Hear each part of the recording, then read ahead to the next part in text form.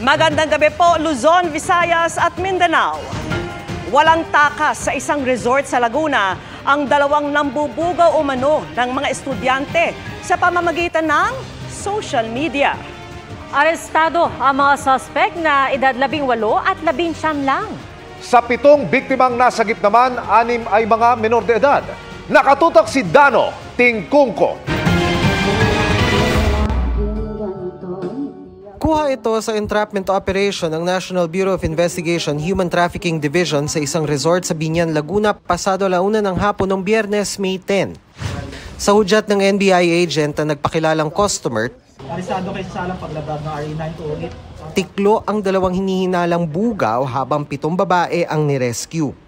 Ang operasyon ng ahensya nagmula sa tip ng isang NGO na ang dalawang suspect na edad 18 at 19 nang bubugaw umano ng mga estudyante sa pamagitan ng social media. May ilang mga kabataang kababaihan ang inaalok para sa panandaliang aliw mula sa Biñan, Laguna at saka sa Santa Rosa, Laguna. Yung mga klase ng serbisyo na inaalok nila, maaari daw nilang gawin kung ano man yung gustong ipagawa sa kanila ng kanilang mga magiging kliyente. 6 sa 7 nirescue, kumpirmadong mga menor de edad.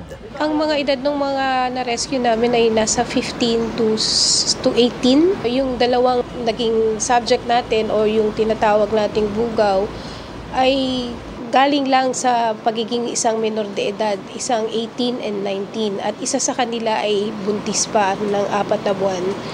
Ang nakakatakot is pabata ng pabata ang profile ng mga nagbubugaw ng kapwa niya kabataan.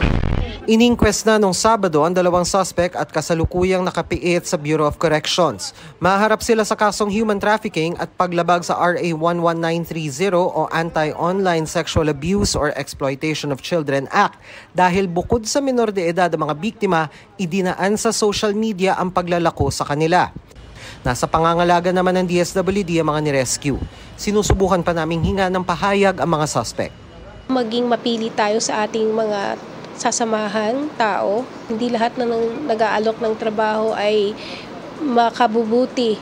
Kung minsan, ito ay kapapahamak natin.